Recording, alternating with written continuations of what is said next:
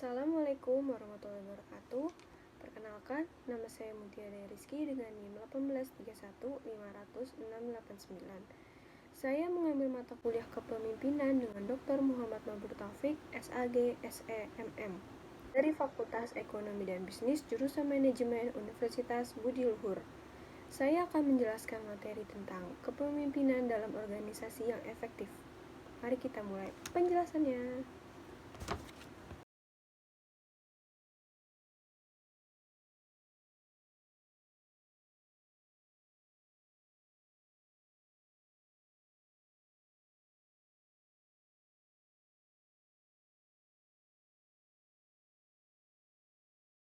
Organisasi adalah kesatuan sosial yang dikoordinasikan secara sadar dengan batas-batas yang relatif dapat diidentifikasikan yang bekerja terus-menerus untuk mencapai tujuan bersama atau kelompok. Terdapat model organisasi yang efektif, yaitu mempunyai visi bersama, mempunyai misi, memiliki nilai, mempunyai tujuan dan sasaran, mempunyai strategi. Visi bersama adalah gambaran masa depan yang ideal yang dibentuk anggota organisasi berdasarkan visi pribadi atau individu. Visi bersama adalah milik bersama, karena seluruh anggota mempunyai andil dalam perumusan dan pembentukannya, menciptakan perasaan kebersamaan dan memberi toleransi berbagai aktivitas yang berbeda. Rumusan visi menurut Edwin Alloc. Syarat yang pertama, ringkas dan mudah dikomunikasikan. Kedua, jelas dapat dipahami setiap orang. 3. Mewakili ideal umum lengkap tak bersifat sesaat. 4. Menentang dan memotivasi. 5. Orientasi masa depan dan menuntun organisasi. 6. Stabil tak mudah berubah kecuali perlu. 7. Disukai agar menarik untuk meraihnya. Visi yang baik dan tepat. Yang pertama, menjembatani masa kini dan masa depan. Kedua, mengklarifikasi tujuan dan arah organisasi. Ketiga, membuat isu-isu kritik bagi perubahan. Keempat, dapat mengartikulasikan dengan baik sehingga mudah dipahami. Kelima, perlu ambisius dalam arti menumbuhkan ilham dan tantangan. Keenam, menggerakkan kegiatan sepanjang usia organisasi. Ketujuh, berperan membentuk perilaku SDM organisasi. Selanjutnya ada kelemahan visi. Yang pertama, ketidakmampuan menarik minat anggota. Kedua, ketidakmampuan menarik minat pelanggan. Ketiga, ketidakmampuan mengelorakan semangat anggota. Keempat, ketidakmampu merebut komitmen melalui bakat, keterampilan, dan sumber daya yang ada. Selanjutnya saya akan menjelaskan tentang kepemimpinan atau juga bisa disebut dengan leadership. Kepemimpinan adalah kemampuan seseorang untuk mempengaruhi perilaku orang-orang lain sehingga orang-orang lain tersebut mau mengikuti kehendaknya dengan sadar dan sepenuh hati. Konsep kepemimpinan. Pemimpin atau leader, orang yang melakukan atau menjalankan kepemimpinan leadership. Pemimpin mencerminkan kedudukan seseorang atau kelompok orang dalam hierarki tertentu dalam suatu organisasi dengan segala kewenangan dan tanggung jawabnya. Sebagai manajer, dalam pemerintahan disebut pejabat, yaitu seorang yang diangkat untuk menduduki suatu jabatan. Pemimpin atau leader berbeda dengan pemimpin, manajer, dan kepemimpinan leadership berbeda dengan manajemen. Diharapkan Anda sebagai pejabat tidak hanya mampu menjalankan manajemen secara efektif, tetapi sekaligus menjadi pemimpin yang menjalankan kepemimpinan dengan efektif sesuai dengan tingkat kewenangan dan tanggung jawabnya. Perbedaan kepemimpinan dan manajer, menurut Peter Senge mengungkapkan, you can be an excellent manager without becoming a good leader, but you cannot be an excellent leader without becoming a good manager. Yang dimaksud adalah, Anda bisa menjadi manajer yang terbaik tanpa menjadi pemimpin yang baik. Tetapi, Anda tidak bisa menjadi pemimpin yang baik tanpa manajer yang terbaik. Teori kepemimpinan. Karakteristik pemimpin transformasional menurut Noel M. Tichy and Mary Ann Divana dalam bukunya The Transformation Leader. Change of agent, courageous, believe in people, value-driven, have ability to wide complex in ambiguous and uncertainty. visioner. 5 peran kepemimpinan.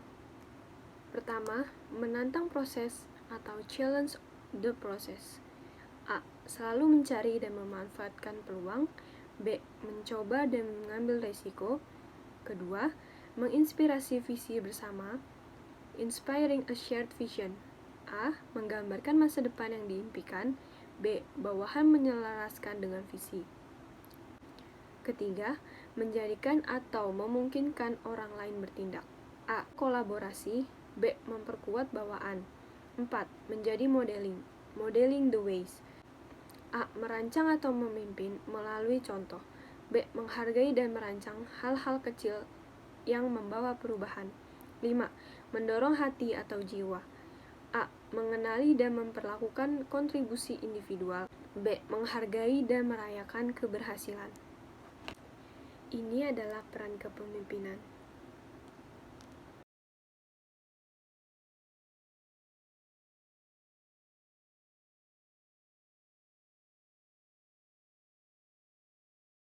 Aspek positif kepemimpinan visioner. Pemimpin visioner selalu menerapkan dan berupaya dalam peningkatan efisien daya guna organisasi dengan memindahkan pertanggungjawaban pengambilan keputusan ke tingkat manajemen bawahan. Pencapaian daya guna organisasi melalui pengawasan yang terbatas, hasil guna manajemen bawah dan para karyawan dengan kesempatan pembelajaran, peningkatkan kualitas pengambilan keputusan, dan memberikan kepercayaan sepenuhnya. Unsur-unsur yang diperhitungkan pemimpin visioner, menurut Burt Nanus. Aspek etika, pertimbangan segi hukum atau peraturan, pemanfaatan pemimpin visioner dari luar, pendidikan mandiri, sumber-sumber daya, kemampuan mengantisipasi masa depan, prasangka sosial. 7 kebiasaan menurut Stephen Covey. Pertama, jadilah proaktif. Kedua, mulai dengan akhir dalam pikiran. Ketiga, dahulukan yang harus didahulukan. Keempat, berpikir menang-menang. Kelima, berusaha mengerti dahulu baru dimengerti. Keenam, wujudkan sinergi. Ketujuh, asahlah gergaji. Program-program alternatif atau strategi. Penataan organisasi dan kelembagaan.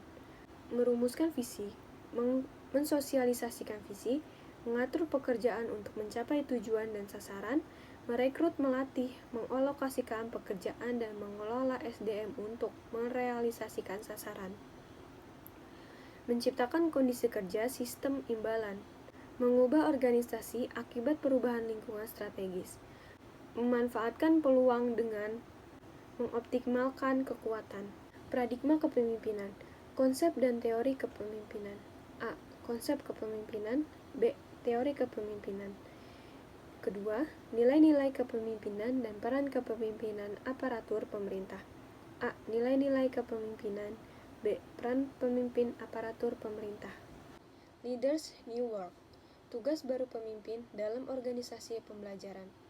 Itu ada peran baru, keterampilan baru, dan piranti baru. Peran baru, yang pertama, pemimpin sebagai perancang atau desainer. 2. Pemimpin sebagai guru atau teacher. 3. Pemimpin sebagai pelayan atau stewards. Selanjutnya, keterampilan baru. Pertama, membangun visi bersama. Kedua, memunculkan mental model. Ketiga, berpikir sistemik. 4. Berperan dalam belajar. Selanjutnya, piranti baru. Pertama, shifting the burden. 2. Limit to growth. 3. Fix the backfire atau fail. 4. Tragedy of the common. Kelima, escalation. Kegiatan analisis manajemen secara komprehensif, mengidentifikasikan faktor-faktor internal dan eksternal yang mempengaruhi keberhasilan organisasi. Kedua, menilai faktor-faktor internal dan eksternal. Ketiga, menentukan faktor-faktor keberhasilan. Keempat, merumuskan dan menentukan tujuan, sasaran, kinerja, menyusun strategi, program, dan kegiatan. Terima kasih, kurang lebihnya mohon maaf. Wassalamualaikum warahmatullahi wabarakatuh.